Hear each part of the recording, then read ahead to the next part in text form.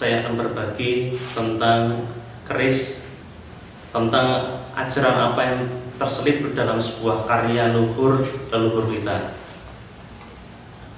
Keris merupakan karya leluhur kita yang sangat adiluhung, di mana dalam karya ini terselip sebuah filosofi tentang ajaran tuntunan budi pekerti. Sehingga pada tahun 2005 UNESCO mengakui bahwa keris adalah peninggalan peradaban dunia. Pada saat itu saingan terberat keris adalah samurai.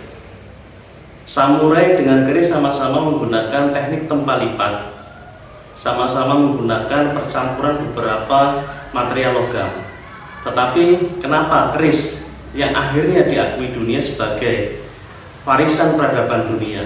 Karena sebuah samurai hanya mengutamakan ketajaman saja, sedangkan keris di samping teknik tempa lipat yang digunakan dalam proses pembuatan, setiap bagian-bagian yang ada dalam keris itu mengandung sebuah ajaran tentang filosofi tuntunan budi pekerti.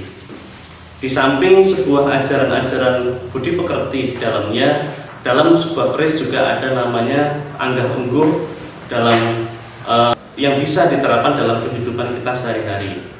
Tantangan di era digitalisasi saat ini, di era milenial, ketika kita pegang keris, ketika kita menggunakan atau mengoleksi keris, kesan pertama yang terkesan adalah sebuah klinik mistik dan lain sebagainya. Padahal ketika kita memegang keris, ketika kita membuka keris, itu kita akan selalu diingatkan bahwa kita sejatinya adalah hamba. Sejatinya kita adalah hamba yang masih harus tunduk dengan ketetapannya. Nah, tantangan bagi kita sebagai pelaku budaya dan penggiat keris adalah mengajarkan ilmu-ilmu keris secara utuh tentang ajaran apa yang terselip di dalamnya. Nah, ketika kita membedah ilmu keris secara utuh, hal ini bisa sebagai tuntunan budi pekerti, apalagi di tantangan era digitalisasi ini, generasi-generasi muda sudah sangat banyak yang meninggalkan tentang adat istiadat, tentang anggah ungguh dan sopan santun. Mudah-mudahan dengan ilmu keris yang kita bagi, kita bisa menghidupkan kembali ajaran-ajaran leluhur kita yang sangat luhur, yang utamanya mengajarkan tentang tuntunan budi pekerti dan saling hormat menghormati sesama manusia, sesama makhluk, dan hubungan manusia dengan haliknya. Mudah-mudahan apa yang nanti kita bagi dalam video ini bisa bermanfaat sebagai edukasi budaya untuk generasi muda, untuk para pecinta budaya, khususnya para pecinta budaya di Kebumen. Wabillahi taufiq wal hidayah. Wassalamualaikum warahmatullahi wabarakatuh. Salam budaya. Pada kesempatan kali ini saya ditemani oleh beliau Bapak Bambang. Beliau sebagai pengusaha sekaligus sebagai pengajar atau sebagai kepala sekolah di salah satu SMP di Kebumen ini. Beliau juga salah satu dari sekian banyaknya para pecinta budaya di Kebumen. Mungkin pada kesempatan kali ini kita akan berbincang-bincang, mudah-mudahan dalam obrolan kita kali ini bisa berbagi tentang ilmu keris, tentang apa sebenarnya yang terkandung di dalam sebuah mahakarya leluhur kita ini. Mudah-mudahan nanti di obrolan kita kali ini kita bisa berbagi untuk saling mengasah atau menggali atau nguri kembali tentang budaya leluhur kita yang sangat adiluhung. Pada beliau, monggo saya persilakan untuk memperkenalkan diri. Oke, terima kasih. Saya Bambang Widadi dari Kebumen dan saya sebagai kepala sekolah di SMP 1 Kiro. Terima kasih dalam hal ini diberi kesempatan untuk bertanya kepada Mas Arif. Kami masih awam Mas Arif, jadi tentang keris memang kami punya, tapi masih awam. Yang ingin kami tanyakan adalah keris itu dibuat oleh empu. Pertama kali dibuat itu sebetulnya berfungsi untuk senjata perang atau sebagai pusaka. Kalau sebagai senjata itu seperti apa, sebagai pusaka itu seperti apa? Sini. Oke, terima kasih Pak Bambang. Jadi sedikit saya gambarkan bahwa keris pada awalnya memang dibuat untuk senjata tajam. Kenapa bisa dikatakan sebagai senjata tajam? Karena memiliki sudut yang runcing dan ketajaman di dua sisinya. Jadi memang karya ini dibuat untuk senjata. Tetapi dalam prosesnya, dalam awal prosesnya pun keris seorang empu saat mengambil material logam, dimulai dengan pengambilan material logam itu sudah dimulai dengan lelaku sampai akhirnya sang empu menyelesaikan karyanya. Jadi mulai dari pengambilan material logamnya sampai penempaannya, kemudian sampai finishingnya, seorang empu pasti akan melakukan sebuah tirakat atau lelaku. Nah, jadi dengan gambaran tersebut bahwa seorang empu ketika membuat sebuah keris itu semakin mendekatkan diri pada sang halim. Nah, kemudian dalam keris juga ada beberapa filosofi atau ajaran yang terkandung. Di antaranya keris secara global itu ada 3 bagian. Di bawah ini yang tertanam dalam pegangan atau yang disebut dengan deder itu ada namanya pesi. Kemudian di atasnya yang ada garisnya ini disebut dengan gonjo. Dan atasnya lagi sampai ujung itu namanya bilah. Nah, ketiga bagian global ini itu mempunyai sebuah filosofi yang sangat luhur. Di antaranya bahwa pesi itu menggambarkan kehidupan manusia ketika dia lahir. Ketika dia lahir bertumbuh butuh namanya pengendalian diri yang digambarkan dengan gonjo. Kemudian perjalanan kehidupan manusia ketika dia lahir bertumbuh pasti ujungnya nanti akan kembali pada sang halim. Jadi intinya ketika kita pegang keris, kita selalu sudah diingatkan bahwa kita hanyalah seorang hamba. Ketika ada orang yang mengatakan berkeris itu musyrik, berarti belum menggali makna atau ajaran yang terkandung di dalam keris. Kemudian ada satu lagi bahwa keris tidak ada yang jejak atau lurus, pasti akan condong, yang dinamakan dengan condong leleh. Filosofinya apa? Filosofinya adalah bahwa kita sebagai hamba pasti akan tunduk pada ketetapannya, dan keris pasti akan menghadap ke arah kanan. Itu menggambarkan bahwa kita sebagai hamba harus bisa mempunyai sifat kesatria. Nah, itu menggambarkan bahwa keris sebagai senjata tajam dan keris sebagai senjata rohani. Ngoten Pak. Ya.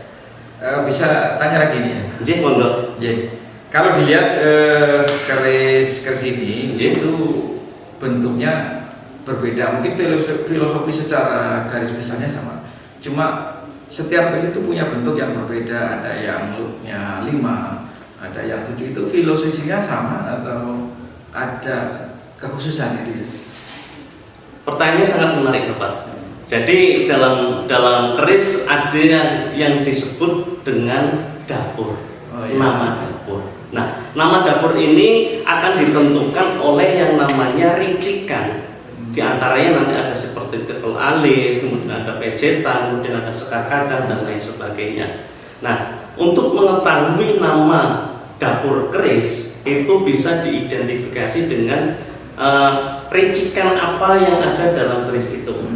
Jadi tiap dapur itu mempunyai ricikan yang berbeda. Kemudian setiap dapur dengan ricikan yang sudah dipakemkan itu mempunyai filosofi sendiri. Contoh seperti ada brojol, tilam, kemudian jala, ada sengkelat, ada sapu inten, itu masing-masing mempunyai filosofi masing-masing. Oke.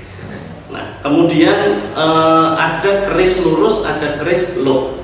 Itu juga nanti berbeda. Kemudian ada loop 5, loop 3, loop 9, loop 11, itu juga berbeda. Tetapi sebagai catatannya bahwa keris tidak ada yang mempunyai keris loop berjumlah genap. Karena apa? Kita sebagai pemilik kerisnya adalah sebagai penggenapnya. Terima kasih. Untuk yang terakhir ini, saya dari bapak saya, simbah saya memang punya keris. Cuma saya tidak pernah diberikan satu ajaran. Hanya tahu mereka mungkin diberikan apa bunga, tetapi tidak. Saya belum tahu bagaimana unggah-ungguh tata cara untuk merawat keris begitu, yang baik dan benar. Dalam perkerisan juga ada namanya anggah-ungguh. Contohnya dalam cara memberikan, Bapak. Jadi dalam cara memberikan pun itu ada anggah-ungguhnya. Misalkan saya berikan keris kepada yang lebih muda, berarti tangan saya akan berada di atasnya. Nah, ini.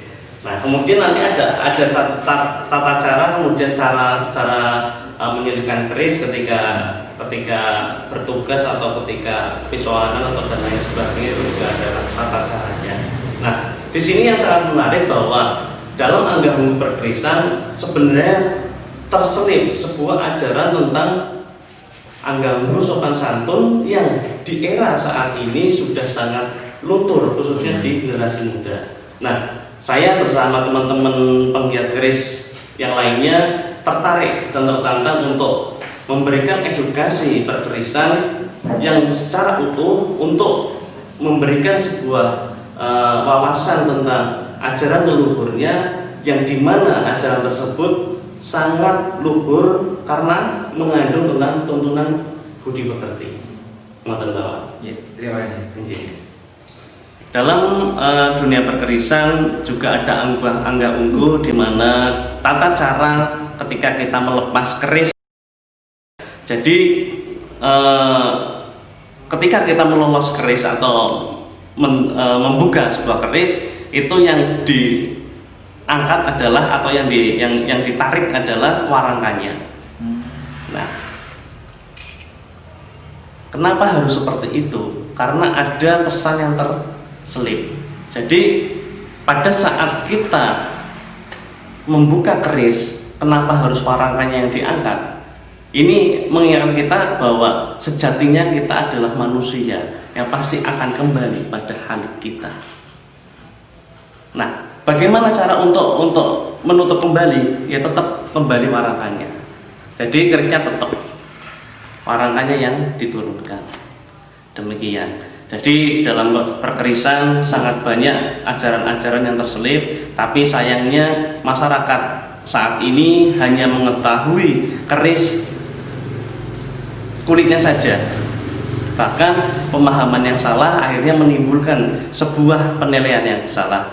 Mudah-mudahan dengan video ini, dengan edukasi yang sangat singkat ini, bisa sedikit memberi informasi atau gambaran tentang sebenarnya keris adalah sebuah simbolisasi dari sebuah doa empu dan pesan-pesan empu tentang ajaran-ajaran luhur yang ada dalam setiap bagian-bagiannya.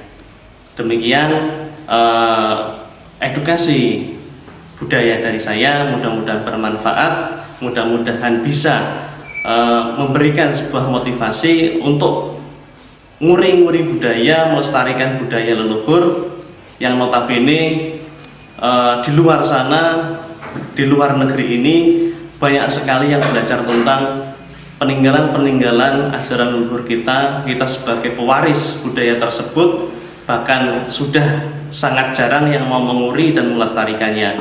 Mudah-mudahan video ini bisa memberikan motivasi kepada generasi-generasi penerus bangsa ini untuk bisa kembali nguri dan melestarikan ajaran-ajaran leluhurnya.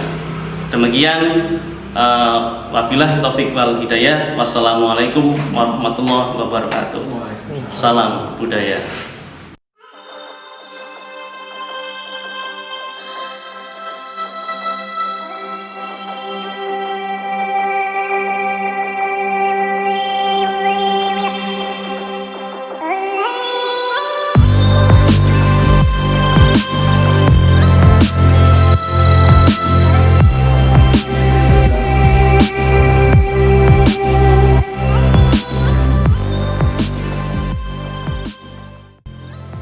Rum kuncoroning bangsa dumunung haning luhuring budaya.